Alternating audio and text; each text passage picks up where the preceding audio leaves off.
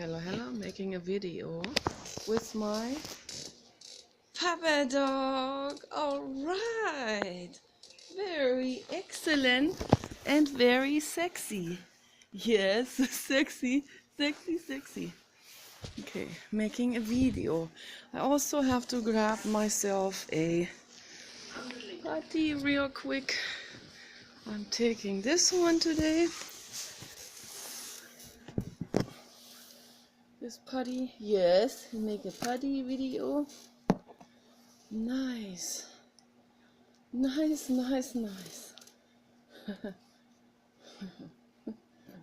So, it's nice today.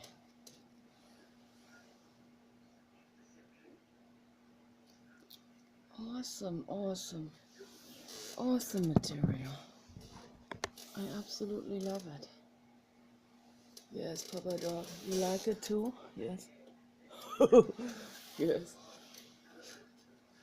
We should not give our dogs those kind of materials to eat or to play with, because I don't know what that does. It's not very healthy, I don't think. So,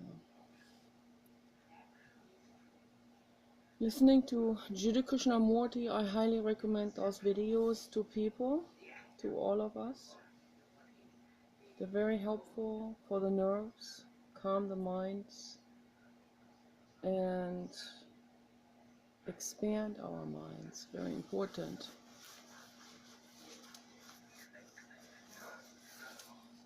I'm using the last sunlight.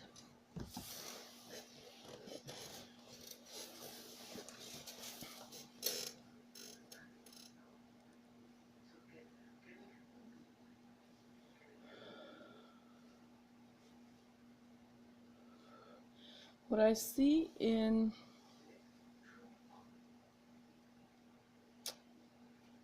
society mainly is that is a very common and frequent phenomenon that I see. That people, they listen to talk radio, they listen to their church, they listen to whatever, the corporate agenda is brewing up again to trick people into coming their way, into catering to them. And what they do is they always come up with new strategies, of course, and they observe people, they observe the public very closely. That's what focus groups have always been for, too.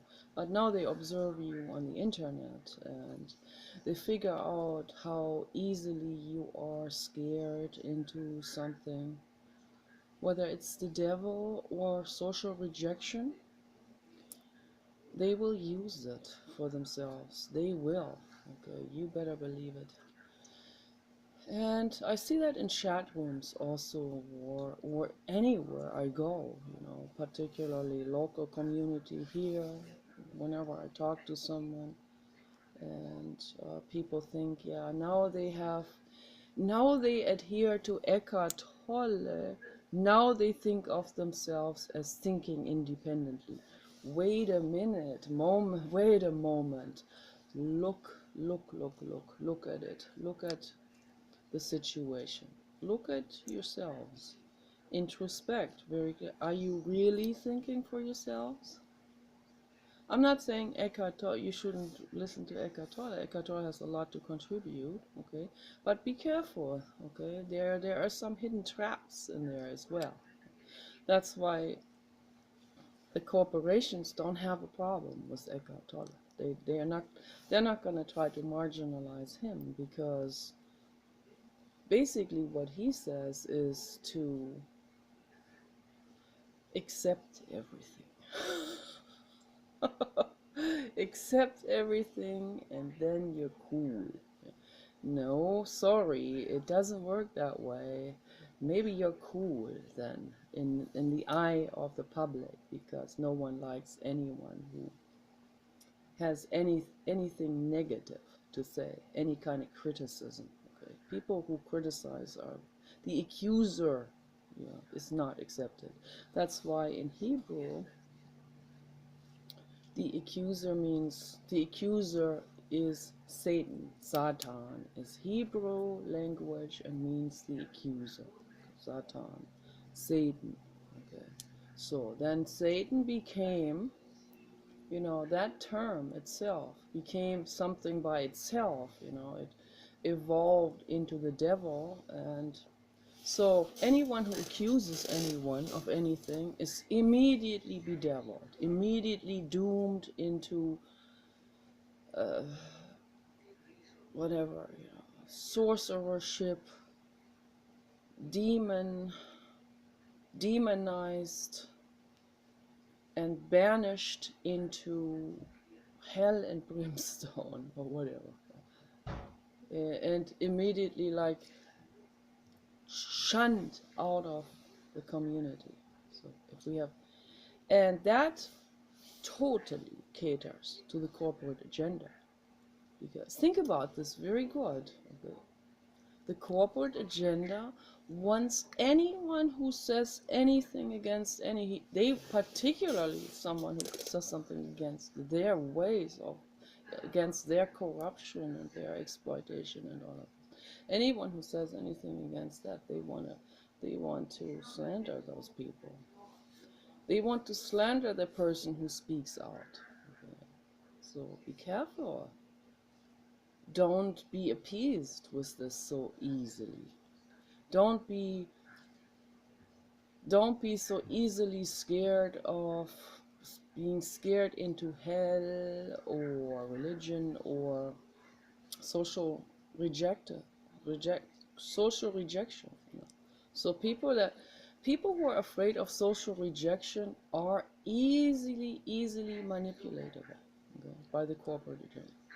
Because then the corporate agenda can bring all these things in, like what people told me: if you vote for Hillary Clinton, don't expect anyone to invite you to their party. I said, honey, sweetie, darling, I'm more concerned about the planet than your party. I will be your party pooper anytime, okay? Because I want the trees not to be logged. I don't want the oceans to be overfished. I don't want the Muslim agenda to chop people's heads off. If that makes any sense, I don't know.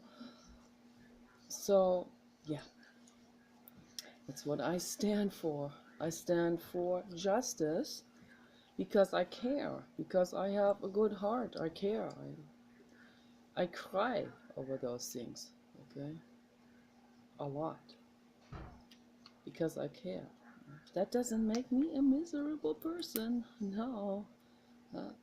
I'm miserable because I cry over injustice? I should be cool with it, right? I should oh yeah, it's all cool.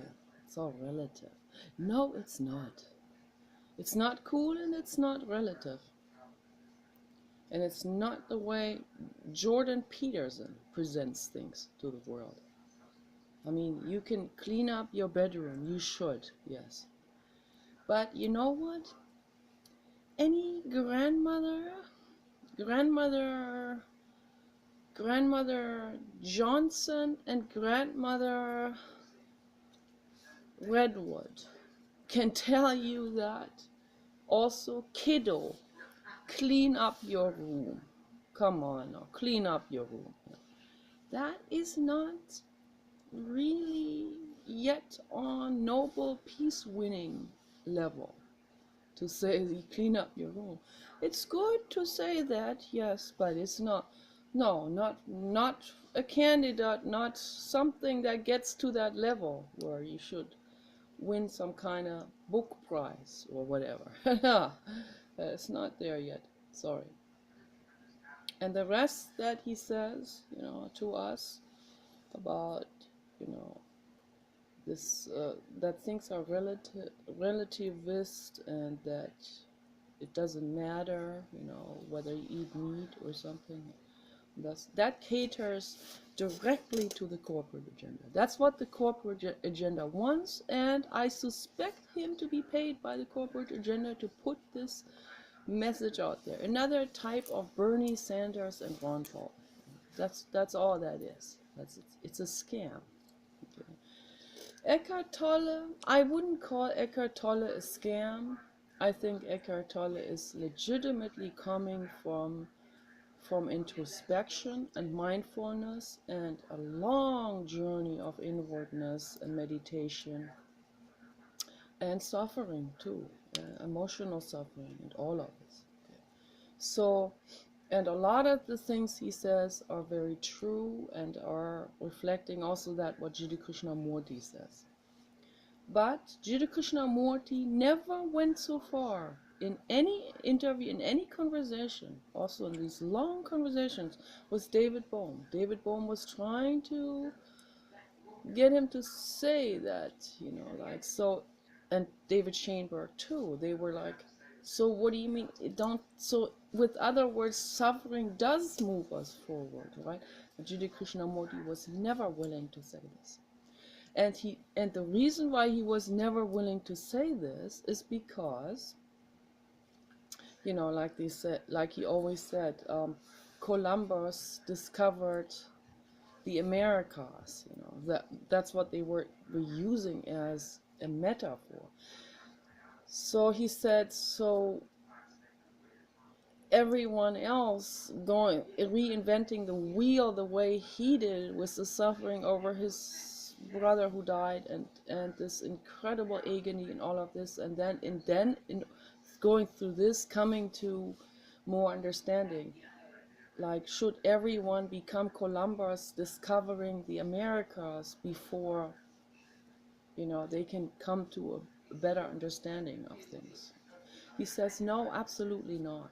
He just flat out refused to acknowledge that this kind of pain and suffering has to predate some kind of becoming aware. It's very important to realize this, that it's very important to look at the implications of someone saying, like Eckhart Tolle and his wife saying, suffering is good, it brings you forward and all of this.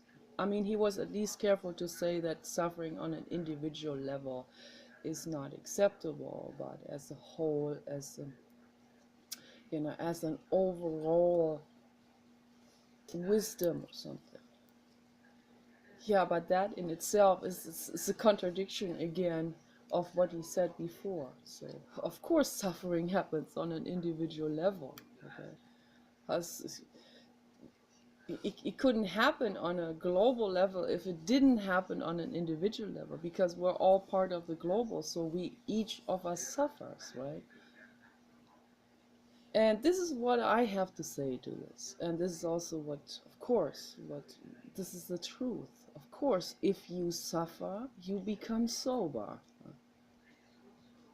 There's any kind of suffering, any kind of real serious hit in the head, any kind of wake-up call, any kind of like thunder and lightning that happens in your life, whatever it may be, some kind of real shock or something, sobers us up.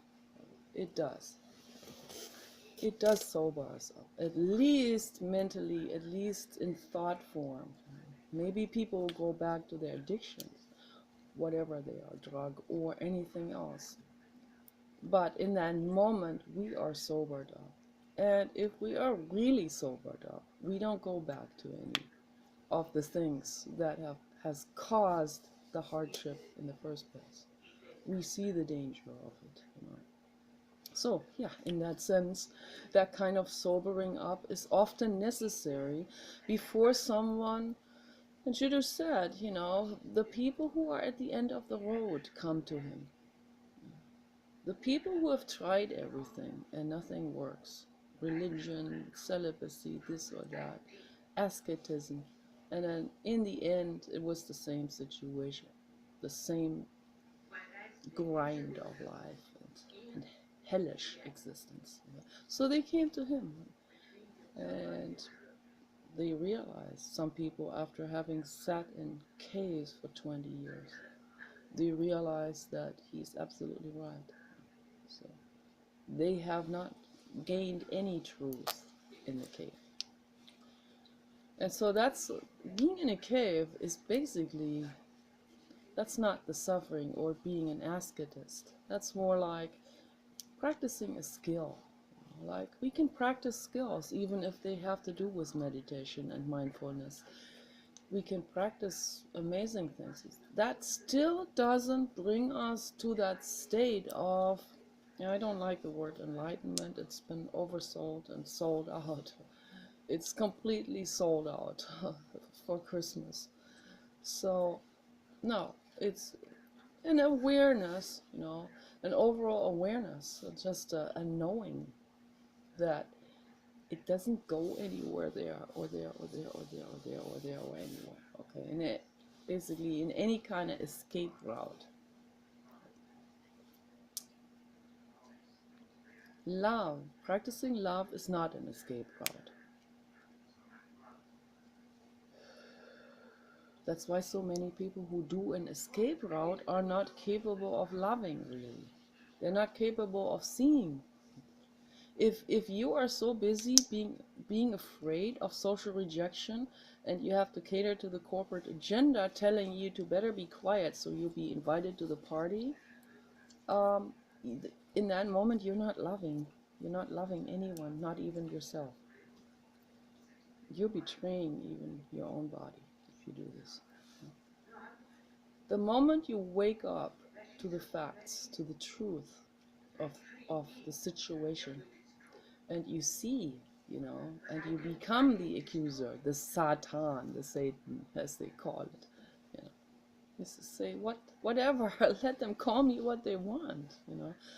If I see injustice, I say something.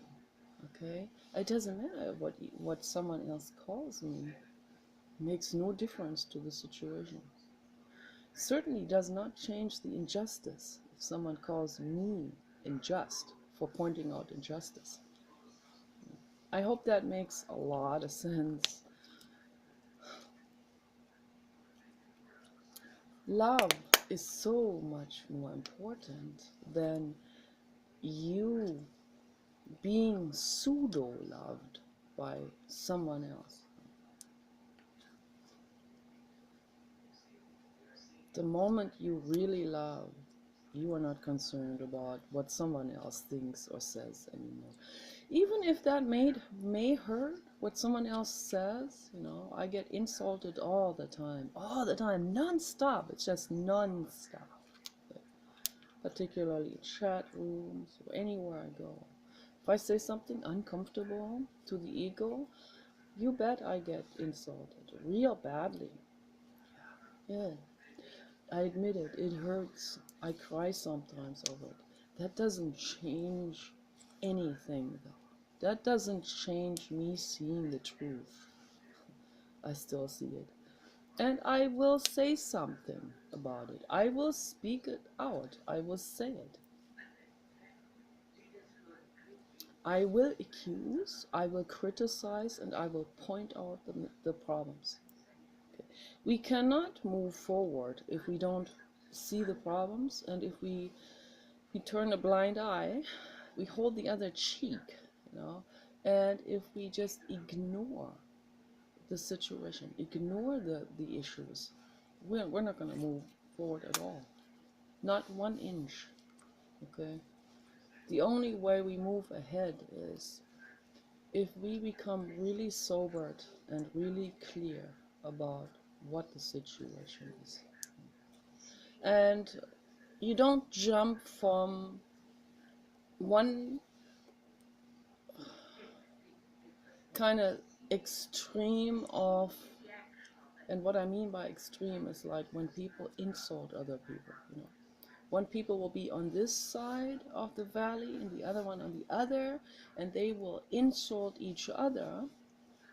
Neither one sees the truth, though, of anything, because they don't see the truth about their own side, nor the other side, nor anything in between. Okay, you have to come out of the sides. Stop taking sides. Taking sides blinds you completely. It just totally puts blinders on you, because you can't see this way or that way. You only see in one certain direction that you're put into, not even, you haven't even put yourself into it. You were put into it by the way, the family you were born into. So come out of this, question these things. My hair's terrible, I know, looks absolutely awful, but what can I do? I'm getting overheated. I have to uncover my terrible hair. So it's all split and stuff. I'm trying to let it grow again. I don't know. Thinking about hair extensions, but for whom? For so that people will listen more to my videos if I have hair extensions, right?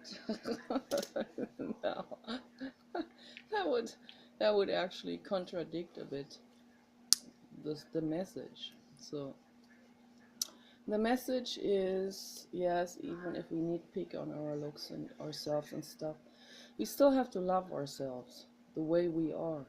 I am this way, and I have to love myself. We have to love ourselves, okay? Sometimes at the grocery store, I feel hate from people, and I do this here. People think I'm looking at my clock, but I'm really kissing this wrist that had been injured before. I had carpal tunnel on it. So I started to kiss that wrist. First of all, that healed up the carpal tunnel, and it gave me a different energy, completely different energy. Energy of love. Self-love is also love. It's not selfishness. We have to clearly differentiate between this. Selfishness is not self-love. Selfishness is catering to the ego. Self-love is when you could be a business person and going for something that will make your life a whole lot better.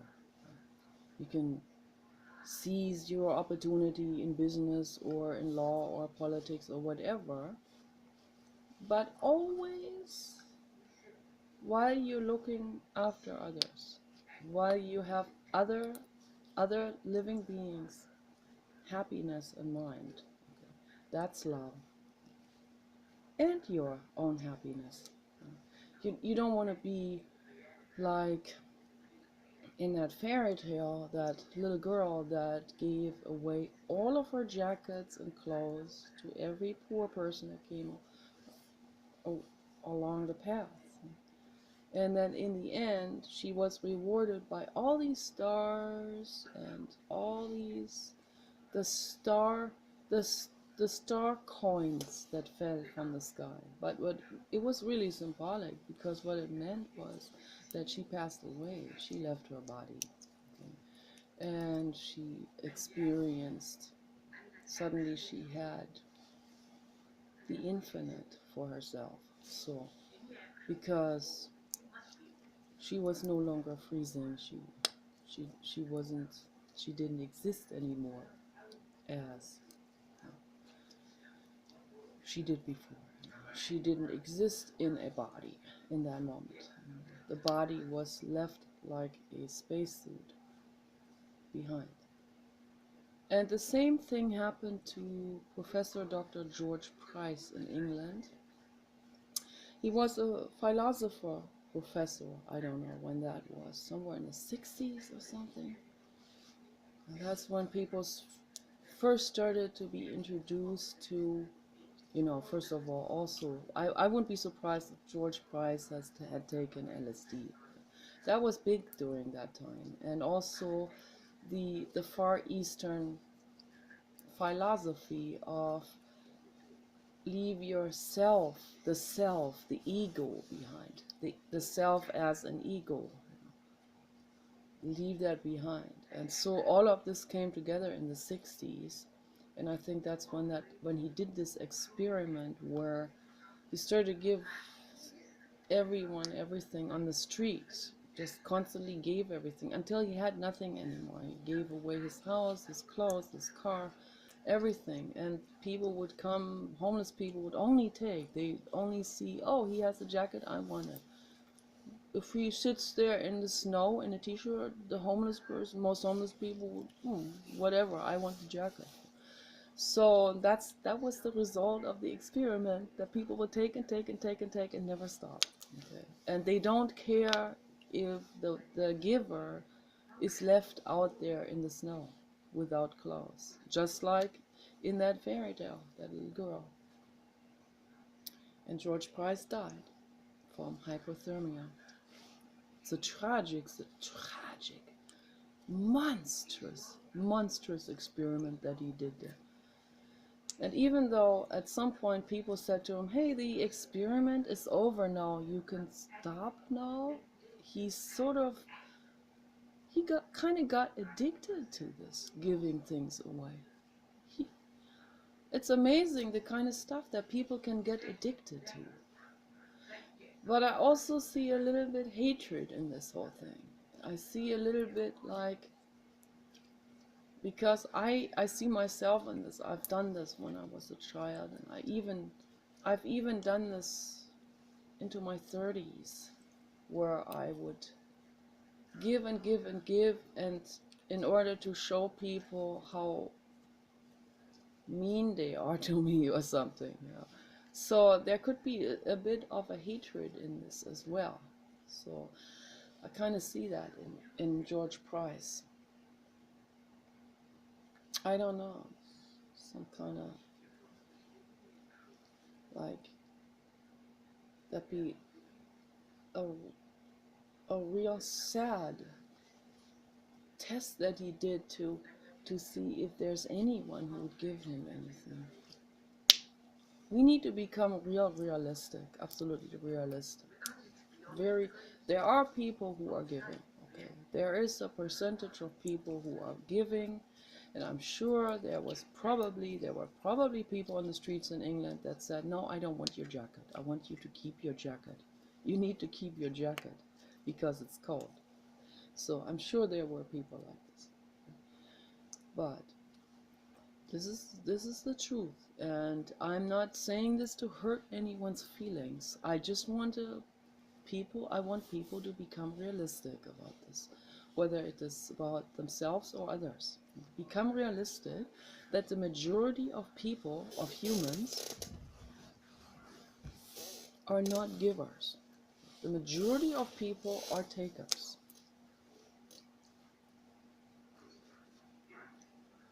And some of these takers think of themselves as givers. If they are asked, are you a giver, they will, I had a psychology professor at SMC in LA, and he said, we need two groups here. I need the takers to go to this side, and the givers to go to that side. And there were more takers than givers, so the group of the takers was much bigger. So good, they admitted to it. Some of them were proud of it also. That's why they went to the group, and they are also takers, but they're also proud of it. But then there were also some takers in the giver group that were just pretending to be givers. So I see all of these things. I don't know whether our psychology professor recognized all of this. I don't know. I don't really know what he was trying to do with that experiment. It basically made us feel a little bit worse. It just reminded us, oh yeah, overall, I know I'm always the one who gives and who is, oh no, actually the subject was, but it's very closely related. The subject was the perpetrator versus the one versus the victim. Okay, so I went to the victim group, of course, because that's what I've always felt my whole life. I give and give and give, and people take, and it makes me feel like a victim. So And all that did, it just rubbed it in and made us feel much worse. So it made us, just reminded us of, yeah, this is what's happening. Instead of making us feel better and saying, hey, let's uplift each other, let's pet each other's face like we did in the yoga session with my yoga teacher Heidi in Berlin. So and Berlin, and I'm not gonna say the other, so, because I'm paranoid. So yeah, Heidi had a yoga studio in 2 different towns and cities, large cities, and I went to her yoga sessions in both cities. I studied in Berlin for a while, some psychology, and I went to her, but she did this with this. We had these really amazing wooden sticks that were really amazing, that were, I don't know, Japanese or Zen or something, but we're sitting in pairs, and one person would gently stroke half of the face of one person with this wooden amazing stick, like a real soft wood. And then we would take turns, and the other person would stroke the other person's half of the face, and then we will feel the difference. How does it feel after one half of the face was stroked versus the other half? And of course, the face that was stroked was circulated, and it felt better. There was love energy that went into it. So yeah, and then we switched, and we did each other's other half as well.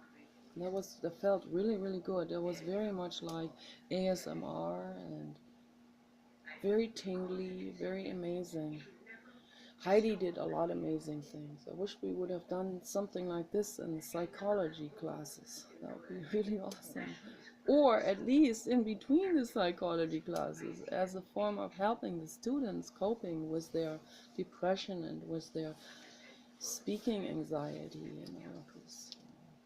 I had this terrible, terrible, terrible presentation anxiety. It was awful. No one there to help. I was the one who gave people love and tried to help and do something. There were only like, I would say 3 girls, other than myself, who were trying to help, trying to give love, and trying to make the others feel better about everything. And that's a reality, and we need to face this, and we need to find out, what is it? Why are most people not givers? Why are most people takers? So why are there so few givers in the world? People will probably object and say, wait a minute, I'm a giver. I gave my family presents. I gave them presents. Yeah, that's not what I'm talking about. Okay. I'm talking about, are you living your life with the other people's, and by people I mean animals and humans, with the other living beings' happiness in mind? Is this how you live your daily life, every second of your life? Are you thinking about the consequences of this or that action or word or gesture? Are you thinking this all through? Are you constantly thinking, how is that going to make the other person feel? So if you say that is how you live your life, yes, then you are a giver. But most people are not. And you got to come to an acceptance of that fact, okay, that most people are not givers, they are takers. They don't see anyone. Okay? They don't really see the other. Some people are sort of like in between, but most people are really more leaning in the taker direction. So it's only a small percentage of really giving people. Maybe, and that percentage is somewhere between 2 and 3%. And even among those, the ones that are the ones that are risking their lives to save lives, that's less than 1 in 1,000, I would say. So, and we have to just come to accept that and not be shouting at people like what that what's his name, Ben David and Robert Greene were doing in their conversation, declaring people to claim moral high ground. So, kind of denouncing people that claim to have moral high ground. First of all, nobody even claimed to have moral high ground. No, nobody even not. The giver doesn't even think about whether he is on moral high ground or not. The giver is giving. Finished.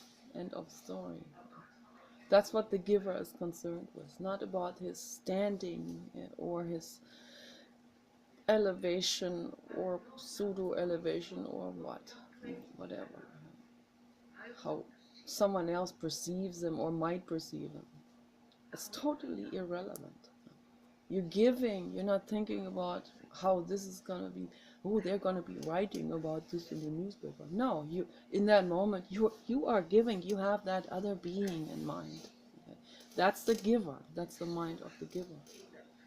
But the taker will take offense and say, oh, he's only doing this because he wants the reward or whatever. Because the taker cannot, he just cannot put his mind around that the giver is giving because the giver cares. He cares about that other being. So the taker cannot really understand that. So he will interpret the giving action as an action where the person is trying to elicit something, because he himself could not imagine giving that particular thing unless there's something in it for him at the end of the day, some kind of reward, some kind of praise, some kind of prestige or whatever, or money or this or that, some kind of advantage. So we gotta become very realistic about these things, very realistic. It's very important. Don't hate me, don't call me accuser or whatever. Take this message. This is not about me, okay? It's not, has nothing to do with me, this thing. This is the message that speaks for itself. Investigate it, find out. Introspect, that is my message to the world. Introspect, find out whether that what I'm saying is true or not. Be really radically honest with yourself, no matter how that burns or how raw that feels. No matter what comes out, no matter how it might make you suddenly realize that you've been very, very selfish and self-serving and taking, and you didn't see the other beings. That's okay when that comes up, when that understanding, the realization about this comes up, because then you know you're on the right track. You see it, and let yourself feel it. See how it feels without judging, without condemning yourself.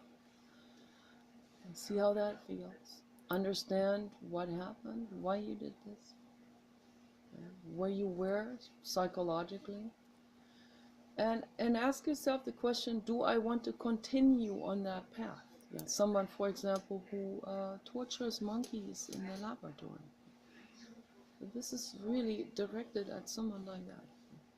someone who does things for money and hurts another living being in the process of it. Sit down in meditation and do this inwardness process and find out and ask yourself, what is this? Why did you do it? What was your motive for that? And become aware about that selfish motive. Become aware about the fact that you didn't see that living being at all. You didn't feel him or her at all. You didn't see their screams, hear their screams, hear them suffering. Jiddu Krishnamurti said something that's very, very important in his books. He said, hearing, real hearing, is doing nothing to stop seeing. Very important to realize this. When we really hear, we are attentive with all of our senses. That's what they're talking about right now. The seeing is the doing. The moment you see, there's total action of truth. And the moment you see, when you really see, you cannot revert back. You cannot go back to that blind state of selfishness and greed and not seeing the other living being. You cannot go back to this. You see that other living being. That's happened to one man, an amazing man, Neil Barnard. Neil Barnard was a professor at the medical university, teaching injuries. They had dogs. It's awful. I don't even want to say it. But he said, no matter what they did to this one German shepherd, and now I'm gonna cry. No matter what they did, the dog was always wagging his tail, thankful and happy to see him. And that's what the Buddha does. And at some point in his life, it just struck him down so deeply. This happiness of the dog, no matter what he did to that dog, to teach medical students, that he decided that's it. He really saw it. He saw the horror that he has done. He saw it, really saw it. He really listened to the dog. And there was no reverting back. Okay, that was it. Okay, he was done and finished with this. And he started activism work, trying this for the rest of his life, working on getting every university to completely, immediately stop any of these lectures, any of these laboratory animals, using them to demonstrate operations and whatever. To stop that. Stop all animal testing and all of the animal experiments and lectures and so on. To stop that and to instead use computer simulation programs. They are there. They are very, very, very good. They're animations, 3D, where the students can really learn how to heal and realign bones and how to fix a human or an animal.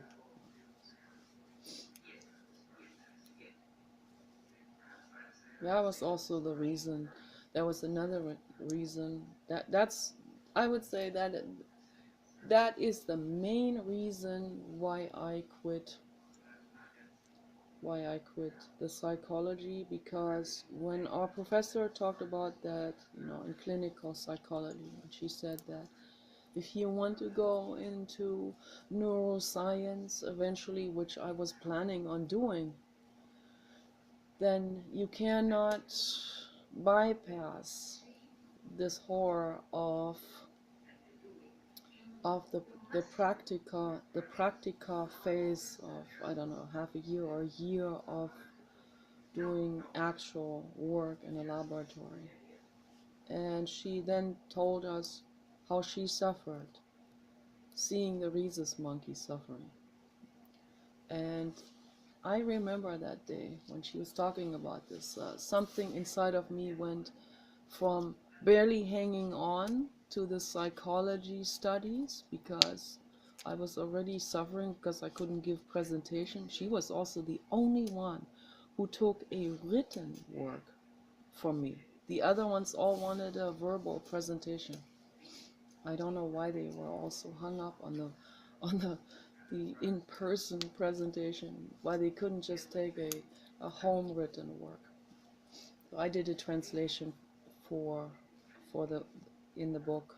Kandel Schwartz just said on physiological psychology and the nervous system, and I translated the chapter on the olfactory because that's really big for me, the nose, the smell, the scents, on all of this. And also because I was a dog in my past life. And I love dogs more than anything, so I took the olfactory system, translated. That was the nicest thing I did there at the university. That was the funnest thing I did there, and it was also the nicest thing to learn. And that was also the only thing that made any sense. And she was the only professor who I really felt connected to. I love that woman, amazing woman. Dr. Monika Pritze. I hope she's doing well. Amazing, amazing mind. The greatest mind of all the professors. But it was really what she said to us about her work was her practical work that she had to go through. She's also a doctor in medicine as well. So in medicine you have to also go through those kind of things. You have to work on dead people and those kind of, but particularly her work in going into neuroscience, she had to do this work with rhesus monkeys. And why can't they use computer simulations for that? I mean, anywhere around the whole world. Why do they want to hurt animals? So it was then that, already barely hanging on to this, like having doubts, like, oh, I better go back to the center in LA to continue primotherapy. I had already been in that for 3 years, so I came back to Germany because I wanted to get my master's in psychology. It was free. I didn't have to pay. I wanted to go to Cal State LA, but it would have been so much money for me. It would be horrendous, particularly as a foreign student. So I went back, I tried again, and then Dr. Pritzel said that, and inside of me I could feel it, how it was like, okay, I see. So this is not the path for me. I cannot possibly go that path. So what's the use then for me to? What's the use then to hang on a hair, on a thread, with these studies? With people being hostile to me,